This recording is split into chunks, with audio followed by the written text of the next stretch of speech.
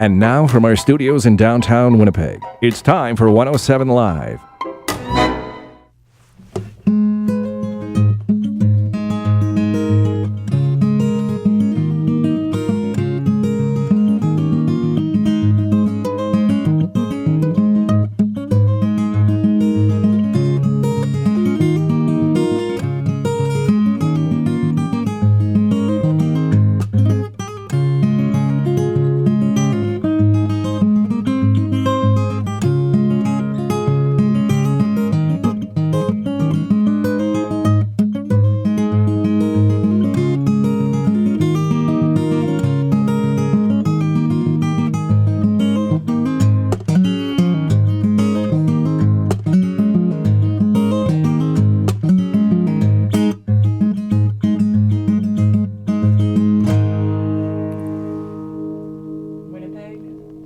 Winnipeg-based singer-songwriter legend Steve Bell.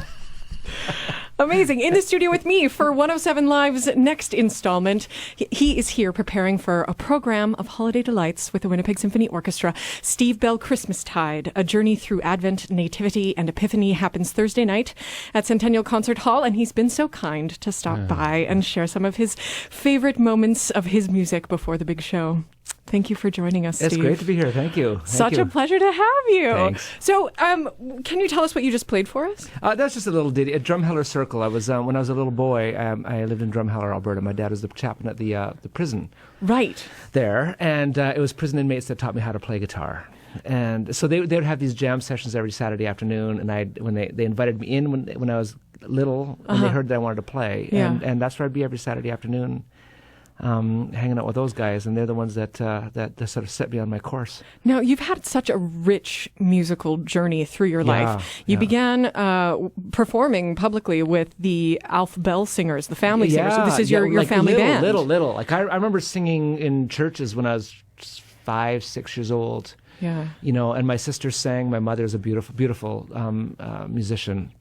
And my dad preached, and so it was kind of the whole package, you know. My dad would be a preacher, and we'd have our matching outfits, and you know the whole business. Right, I read that you called it the Christian Partrige Family at some point. Family, yeah, very cute. It was just I can't. You don't look old enough to even know what that means. You know, I do. I had a Partridge Family T-shirt in high school. It was in syndication, you know, on like MTV, and, you know, whatever. Anyway, sorry.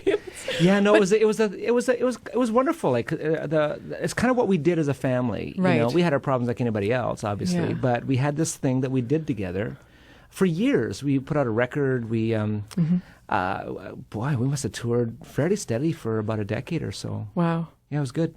Well, I mean, if it brought you to the place that you are now, I mean, when did you migrate to Manitoba? When did you come to Manitoba from Alberta? When I was 12. Yeah, came here. This is to Stony Mountain. My dad was transferred to Stony Mountain Prison, and so I did my schooling out there. And then right after high school, I moved into the city. Okay. And I've been in Winnipeg ever since. And so there was a jazz fusion gig, Dega, is that right? Dega. Yeah. Gosh, you've been researching. I did some digging.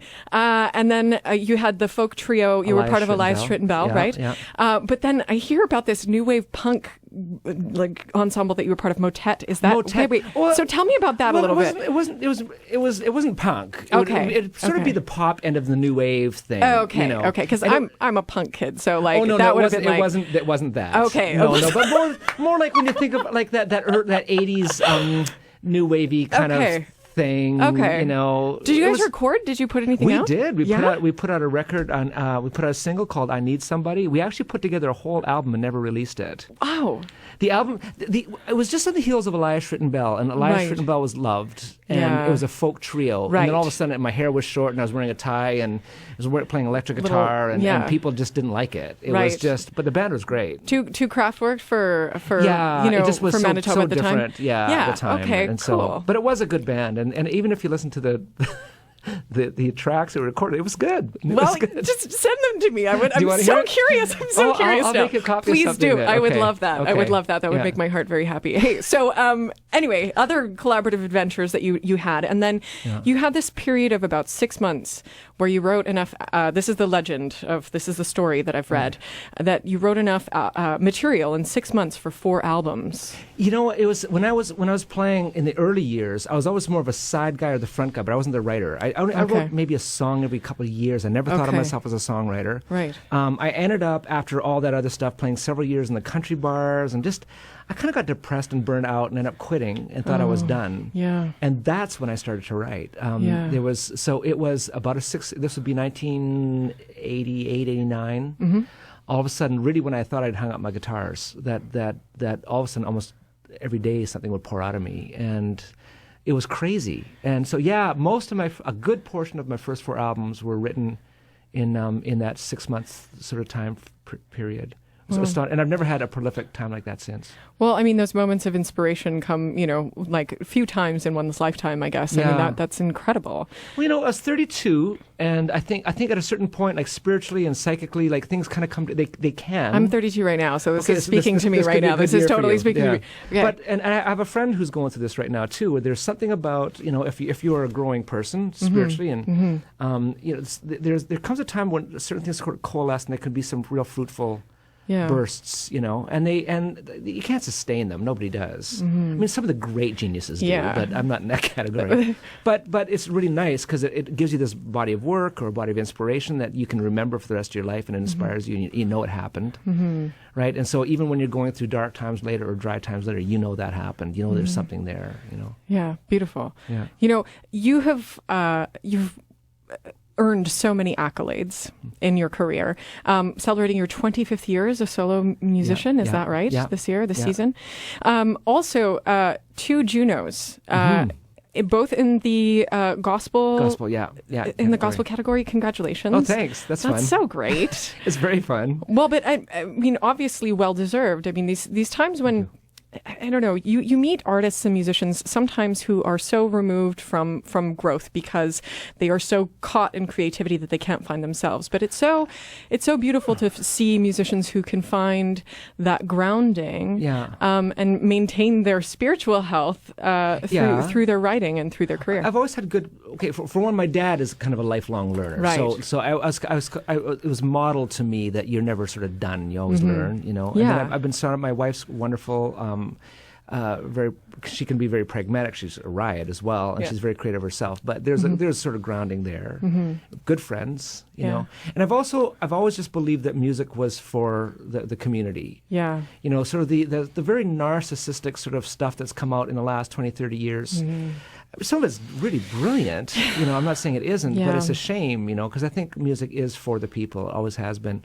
And one of the nice things about the music industry collapsing, in a sense, is that we're forced to go back to the community now. And if I can't convince the community that I'm offering a social good, I don't get to do this. Well, but I think that might be a global tide right now that is shifting, and what a wonderful time to be part of that. Yeah. Now let's talk a little bit about kind of coming into your own as a musician, having your street cred, and being able to take these risks. We were talking a little bit before we sat down to have this interview, a little bit about that. And tell us about this freedom that you feel at this point in your career. Well, it's funny because I'm 55 now, and so I'm starting to get the aches and the creakiness, and you start to think, really, like already, and am I already there, and all that kind of stuff. You go through a little bit of sober thinking. Yeah. But at the same time, there's a certain point, like not only have I gotten to be not bad at what I do, all my friends are not bad at what they do either. It's nice to have talented peeps in your life. Well, it's just because we're 55, right? We've been doing it for a while. That's true. So now you can do things, if I have a project or even a political thing or something, there's people you can call who know you, and you can, that person has these skills, those contacts, and all of a sudden it's like, oh my goodness, we could do things now that we could never have done when we were 20.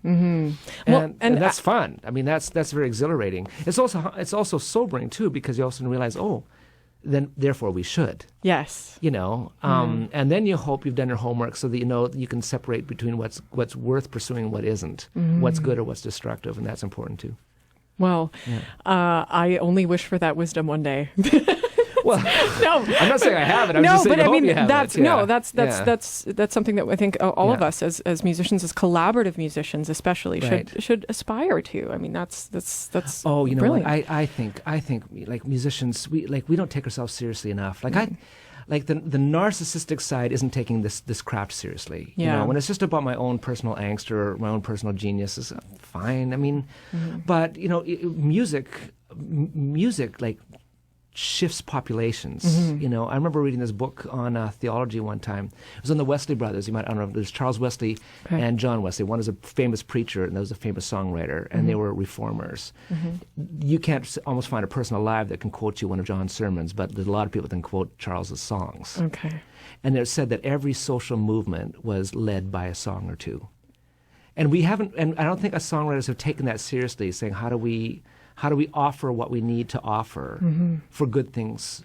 Music galvanizes people. It certainly is healing. Yeah, you know, anthems of inspiration. Yeah, and, absolutely. And it's unity. exhilarating. It offers majesty. It, you know, experiences that help us transcend a little bit. You know, for me as a Christian, you know, I can certainly see how music really helps people to connect to God. You know, I believe it because I've seen it.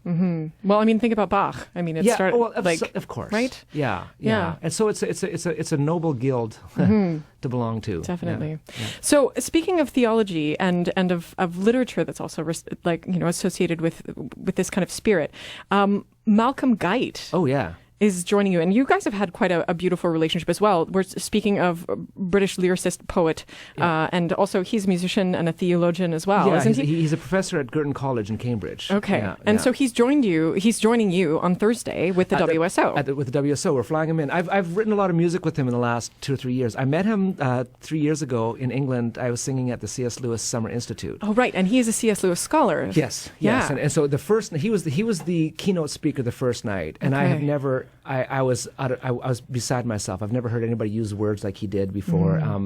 He's funny. He's brilliant. He's internalized all the best words that have ever been written in the English language. Just all there. And so, what comes out of him in his just casual conversation, it isn't daunting at all. It's just beautiful. You know. And so, and he's a great lyricist. And so he ended up liking what I do, and I ended up liking what he did, and then we started hanging out. And then when I came back, I was following his poetry a fair bit because he puts a lot of it online. And then I started, all these songs started coming, you know, where I was kind of ripping them off.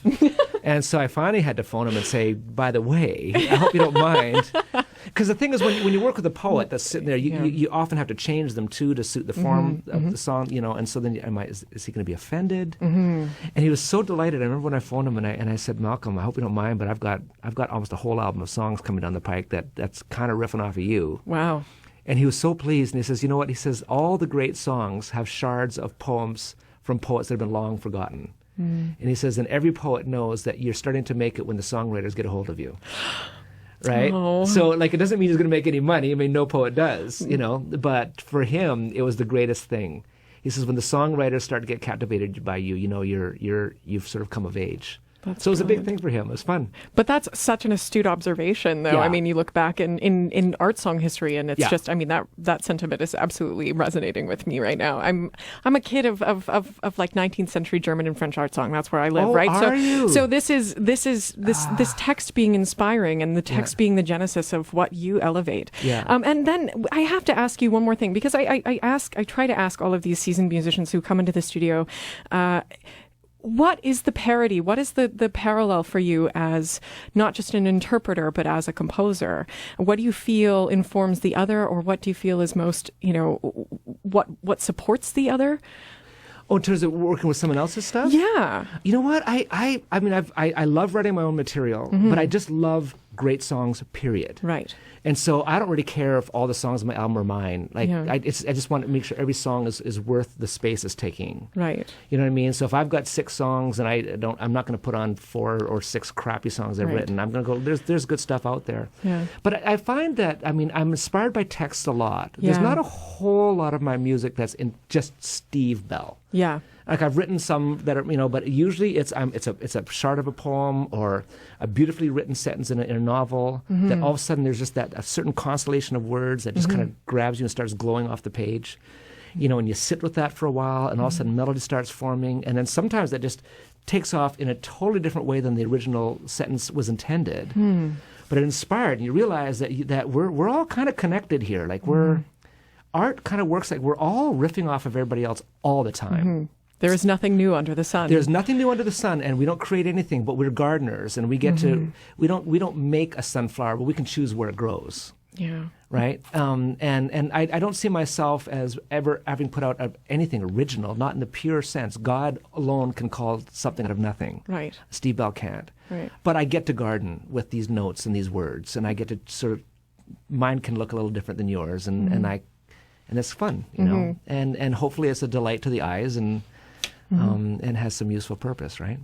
Yeah. Brilliant, inspiring words from Steve Bell to all musicians, I think, and listeners. We want to know a little bit about what to expect on Thursday with the WSO in this Christmastide event that you are bringing to us with Malcolm, and also with Mike Jansen at the piano and arranging. Yep. He is also a bit of a local legend. Yeah, Mike's going to be a national treasure for sure. He's going to be one of those, like, he will be remembered long, I think. He's a brilliant composer. Player, incredibly gifted arranger, and a super wonderful human being. Like, really. Isn't it nice to just work with great people? Yeah, it is. So and I've been blessed too. And then Gilles Fournier is playing bass with me. Oh, and great. Who doesn't love Gilles, I right? know, right, yeah. Daniel was playing drums. Okay. You know, so that's the core. Yeah. We're flying in Malcolm he's going to do a bit of sonneteering. And that's great. And then Ray Hotoda. Right, Utah. Yeah, now she was conductor here, assistant conductor here. So she conducted my first concert with the symphony. Oh. And then we just fell in love with her, and we just took her everywhere. So she's done about 30 concerts with me now. Fantastic. Well, she's conducting all over the place these days. Yeah. Really. Yeah, she's a beautiful conductor. She's very graceful woman in her work, you know, and lovely to work with. But she loves the band. We've toured so much. So we're all, when we get together, we're kind of like little bear cubs, all kind of, you know. Adorable. Yeah, it's fun. Yeah. Oh. Yeah. Oh, you make me I just want to like go and join you guys and hang out. Geez, guys, Steve Bell, singer, songwriter, legend, is here in the studio with me on Classic 107 in the Diamond Lane. He will be playing with the WSO Thursday night at 8 p.m. in a Christmastide extravaganza complete with the words of Malcolm Guite, who will also be featured on a podcast by our intern, Jason Dueck. Yep. And the link to that is also on our website, classic107.com. Geekdomhouse.com is Jason's blog podcast series. Yep. So that should also be really fun because Malcolm Guite, as well as being a C.S. Lewis scholar, is also a J.R.R. Tolkien scholar like that as well. Whole crowd, you know, George MacDonald, Charles Williams, right? Like that whole sort of era is really his thing. If you're like a sci-fi fantasy kid, go as well, or go listen. But Steve, would you like to play us out? Sure. It would be such a pleasure. It's been such a joy to have you in the studio, and really inspired. I feel like I want to go home and practice and program something. You know, just it's great. You know, that makes you happy. Right? You know, like if you inspire someone to do that, that's worth it. So what are we gonna have to play us out? I can play this. It's not mine. It's Christina Rossetti poem, In the Bleak Midwinter. It's just it's beautiful. a beauty. You know, so Okay. we'll be doing this. You got to imagine this with the full orchestra. It's got a loveliness to it. Ladies and gents, Steve Bell. In the bleak midwinter, frosty wind made moan. Earth stood hard as iron, water like a stone. Snow had fallen, snow on snow, snow on snow. In the bleak midwinter, long ago.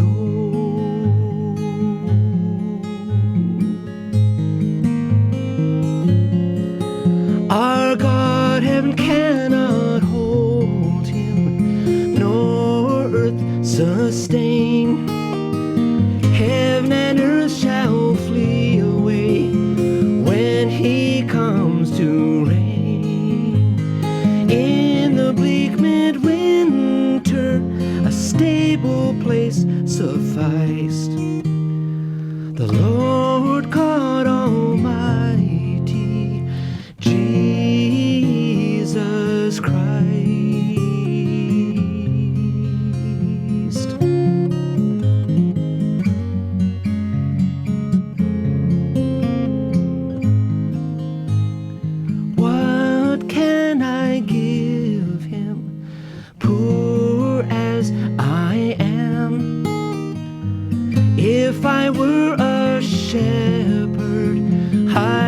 would give a man. If I were a wise man, I would do my part. But what I have, I give him my heart.